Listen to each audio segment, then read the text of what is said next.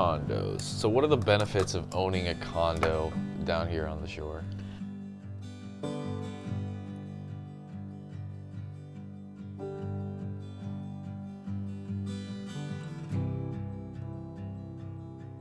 Hey, it's Joe Ferzoco with the Ferzoco Group, and today I'm actually going to be talking about condos, condo townhouses here at the shore.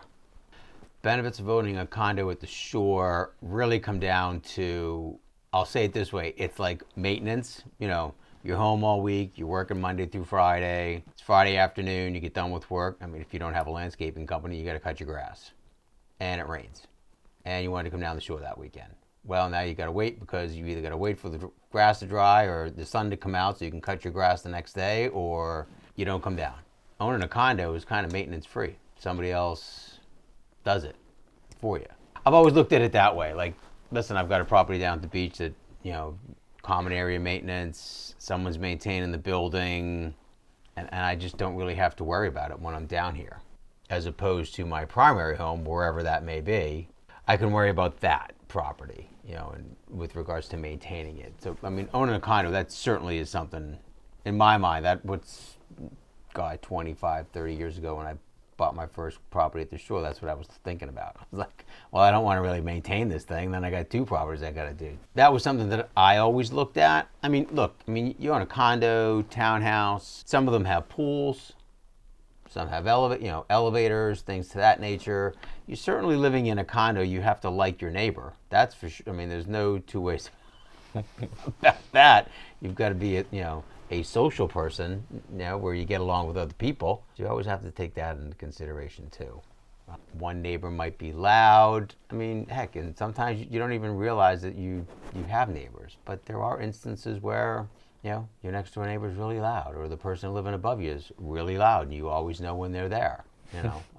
That's a little bit of a drawback, not necessarily a plus, but that's something that you always want to. Something to know. Something you always want to kind of think about, or something you definitely want to know when you're getting into buying a condo. The overall community. What are the amenities for the condo community you're in? How big of a complex do you want to be in? You're looking for.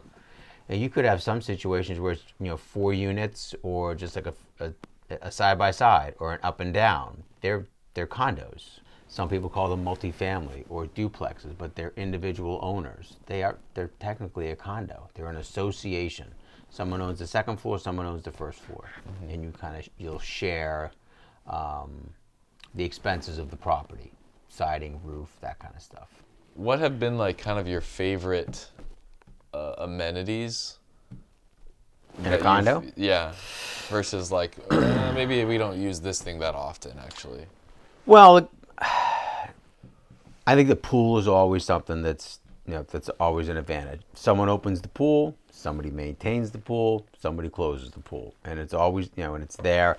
Again, depending on how big of an association you're going to be living in. You can get some of these. There's like 35, 50 units, and there's one pool. Well, that can get a little crowded. Year-round people, do they allow rentals? Some communities don't allow rentals.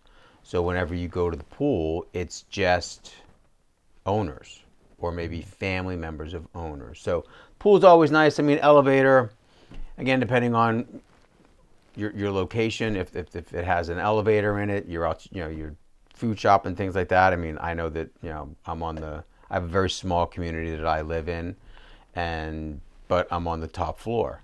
So there's some stairs that are involved. Well, if you've got groceries and that kind of stuff, I mean, I don't consider myself an old guy, so I'm okay doing the stairs right now, but, And so depending on what you want. If you're on the bay side, there's nothing like being on the water either, in my opinion. Living on the water, whether it's even in a single family, but, amenities can be, if you're on the bay side, and you don't have a boat necessarily, but is there like a kayak rack, paddle boarding, like you have access to the bay through your docks and boat slips, even though you don't necessarily have a powered boat or anything like that, jet ski or anything like that. So just your accessibility into the bay, into the water, that's always really nice too. And sometimes people don't think about this either, but a garage. Having a garage is nice too, because I would always say this: it's awesome, and I love living at the shore, living down at the beach. Storage, like if you live here year round, think of your house that you live in now, and how much stuff you've got. Well, now take that stuff and put it down, and put it at your beach home. Is there enough room in your current beach home for you to move your life? Having a garage sometimes is nice, not just for your vehicle, but for storage and things like that. So I guess it just occurred to me, like, yeah, your house that we went to, that's his condo, right? Yeah. So he's kind of a condo champion. Yeah.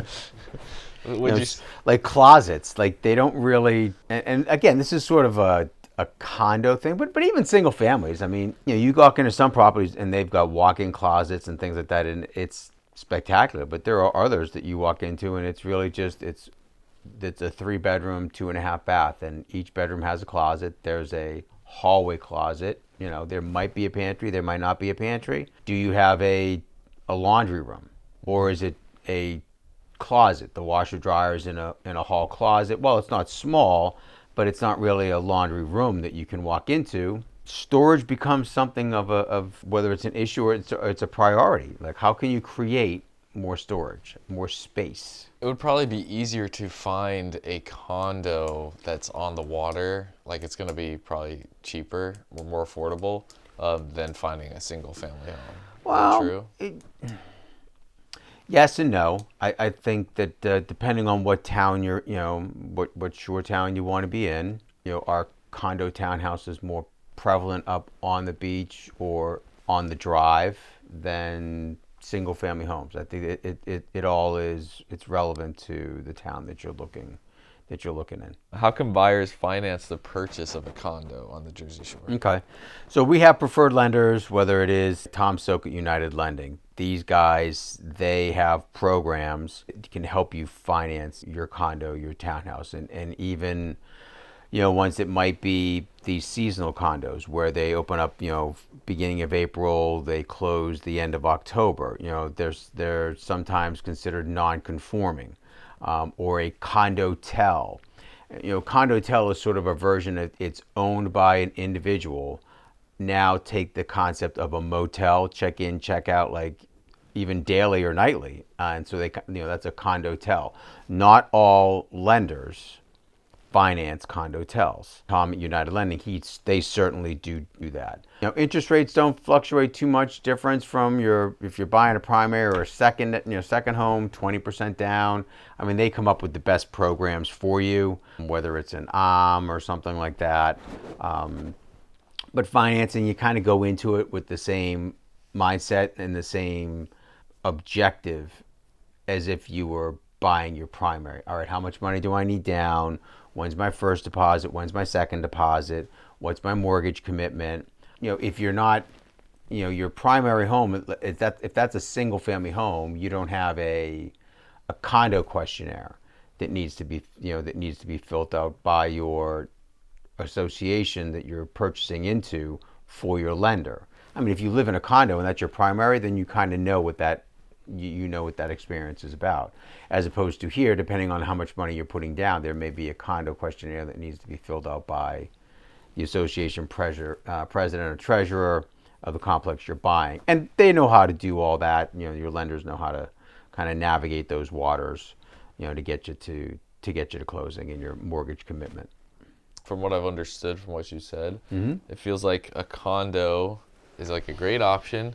You do trade maybe some freedom that you might have in a single family house for time and possibly kind of like more of a community feeling. So time saved and some amenities as well that you get to. Yeah, I guess that's it really is freedom. I guess that's a good way to say it, because at the end of the day, you're living in the same building even as other people.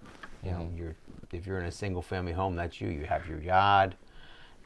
You can fence it in if you want. You don't have to fence it in. So it's a single family. It sits by itself structure. Condo could be 2 units, could be 50. So your freedom is certainly something that you do kind of lose when you're in a condo community. However, on the flip side of that, sociability is just it's great. I mean, just you're down at the pool, you're the same people all the time. You're making dinner, hanging out, golf buddies, form and all that kind of stuff. So you can certainly discover great friends in a condo community as well. I mean, it's not terrible. It kind of depends on really what you want. It really, really does. Some people I don't want a condo. I want a single family home. Okay, then that's what they'll go find you. For me personally, I enjoy. I have a single family home. I have condos too. I've always looked at it again from the standpoint of being at the shore at a condo or condo townhouse. They all get lumped together. Is really just the the overall maintenance of it. The exterior maintenance of it. I don't have to cut grass. I don't have to clean the pool. Someone that does that. There's a guy for that. That's the way I look at it. There's a guy or gal for that. So that's my take on that.